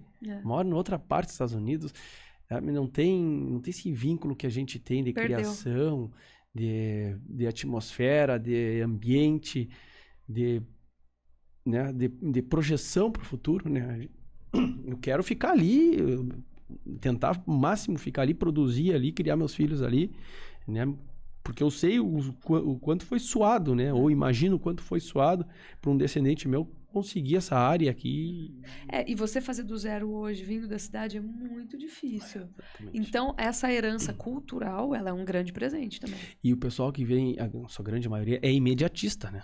O empresário, o médico, o advogado, o jogador de futebol, não sei. O novo investidor no campo, ele é imediatista. E o campo requer paciência, tem clima, tem fatores climáticos. Esperar ciclos. Exatamente. Então... eu falo sempre isso. Eu falo, agronegócio é a aposta de uma vida. Produção agropecuária é a aposta de uma vida. Então, você faz aquilo, você tem que ter um tino de mercado, como o seu avô teve. Olha, eu acho que aqui tem uma oportunidade, vamos apostar nessa oportunidade, mas não tem garantias. Você precisa continuar fazendo aquilo por bastante tempo, dando o seu máximo, persistindo. E sem aquela garantia de que vai retornar algo. E, por fim, apostando que aquilo é o certo, que aquilo tem que ser feito. Exatamente. E que aquilo vai, no longo prazo, agregar a sua família, a sua tradição, a sua geração, a sua comunidade. Tem uma parte que eu acho que tem que ser poética. As pessoas têm que ter mais brio interior para estar nesse negócio também, viu? E não é só grana. Exatamente. É grana. Sem grana ninguém vive. Sim. Né? Mas e como são fator ciclos, fundamental, mas não é só ele. Como são ciclos, né? Porque te dá conta que o meu bisavô com ovelha conseguiu, né? E hoje, como é que tá a ovinocultura, né? Tá engatinhando, né? Tá largada ainda, né? Tá devagar. Por que será isso? O povo não usa mais lã, né? Usa só sintético. É um horror. O povo usa o brim, o nylon, o lycra. Então, novamente, nós somos muito maus em comunicação. Nós somos horríveis em comunicação. E a lã é por tecido exemplo, maravilhoso, te aquece, ele é... Durável, ele também... Não polui. Como é que se diz? Previne o fogo também, ele é... Outro dia eu escutei uma pessoa falando assim, ele é isolante, né? Isolante, ele é isolante. Outro dia uma pessoa escutando assim, o que é sustentável? Aí você fala, nossa, sustentável é o que não impacta o meio ambiente. Ela falou assim, sustentável é o que dura. Porque por mais que tenha um fator de impacto naquele momento da produção, se durar por muito tempo, aquele impacto ele é pequenininho perante o todo. Mas se tem um impacto menor, e aí pega, por exemplo, o couro sintético, um impacto menor, mas você tem que produzir ele várias vezes ao longo da sua vida, você não tem um casaco que dura a vida inteira. Exatamente. O couro sintético, daqui 2, 3 anos, ele está desfazendo aquilo ali. E aquilo ali é poliuretano. Polui muito mais do que qualquer Vou falar que é plástico, vai? Sim. Né? É derivado do petróleo. Então, ele polui muito mais. Exatamente. É um horror. E se você pegar e fizer um couro ali e tratar uma vez, por mais que ele tenha um impacto ali no seu processo produtivo e ele dura pro resto da vida... Com certeza. O que eu vou te falar, né? Fora que é muito mais bonito esteticamente. Então, é complicado. Cara, a gente tem um desafio hoje de comunicação muito grande que a gente não consegue transmitir esses valores, porque ninguém mais... tem um apelo de consumismo hoje muito grande também, né? E eu que eu sou super pró-capitalismo. Eu acho que com todos os seus defeitos, ele é o que dá mais certo. Mas as pessoas querem trocar muito de peça. Você não quer mais um casaco que dure a vida toda, porque eu não vou usar no inverno que vem. Eu já tirei foto com ele. É complicado. Mas tá bom, agora eu tenho uma pergunta meio finaleira aqui pra você. Medo. Não, é a mais fácil, eu acho. Gaúcho gosta muito de carne, né? E eu aprendi, antes de virar moda em São Paulo, eu morava com gaúchos e eu descobri que o gaúcho tinha churrasqueira na sacada do apartamento. Não era uma... Não, Depois que a gente inventou a sacada gourmet aqui em São Paulo. Qual que é o seu corte de carne preferido? Costela. A Ana falou a mesma coisa. Não tem nada igual a costela. Não? Costela de chão? Costela, janela de costela ali. Pá, tem. E de ovelha também, de cordeiro. Pá. Lá em casa a gente tem uma criação de ideal ainda, né? Já o rebanho da família já foi muito grande, mas ainda a gente tem. E uma costelinha de cordeiro, meu Deus do céu, de capão. E de gado também. A Ana falou que a costela que ela come, cachorro não come. Ah, Não, dá briga. Não sobra nada. Não, fica só assim, peladinho. Muito Mas bem. a costela do gaúcho, acho que o gaúcho em si, gosto de vazio, do entrecô. A picanha a gente não come muito lá, sabe? Sim. Mas é boa, óbvio que é boa. A gente fala que são os cortes mais gringos. Mas a costela, pra mim, tem a minha... E agora, eu sempre gostei também, pela proximidade com a Argentina, das achúrias, né? Pra mim, todo assado tem que ter mojerra. Aqui acho que não tem muito costume, né? Mojerra, que é o timo, né? Sim. E sabe o que eu amo? E tem que... A murcilha também. Murcilha, mojerra e tintulim, que é a que a gente mais faz lá. Eu passo mal. Tintulim também. Só que tem que saber fazer, né? As pessoas às vezes, é legal, eu vi lá na internet, vou fazer. E aí deixa pouco tempo na brasa. A mojerra e o tintulim tem que deixar bastante tempo, bem crocante, bem queimadinho. Ao contrário da carne, né? A carne em si eu gosto mais mal passada, ponto menos. Eu também. Carne boa, se for bem passada, eu falo, você estragou. Estragou tudo. Mas eu quero a receita depois, então, pra fazer direitinho. Com limão. O tintulim e a mojerra com limãozinho depois por cima, mas até louco come. Excelente. Alguma mensagem final? Olha, eu agradecer a ti, Lígia. Me fez me sentir em casa depois aqui no começo. Eu tava meio nervoso, Encerrar o que a gente faz. Mas agradecer ao teu trabalho. Eu escuto muito podcast e o teu tá sempre no meu primeirinho ali. Teu, de vocês, todo o trabalho da Grifato, que eu sei que é uma gurizada nova, né? Uma gurizada jovem que pega junto ali. E graças a vocês, pessoas iguais a vocês que tem que aparecer mais e trazendo comunicação certa, comunicação correta, né? Hoje tá fazendo falta pessoas sérias que nos transmitem mensagens positivas, coerentes, né? E vocês têm que ser reverenciados aí, a Grifato toda. Parabéns. Que isso. A gente tem essa missão de levar pensamento crítico independente. Então, ninguém patrocina a gente, a não ser os agentes independentes de mercado, produtores, né?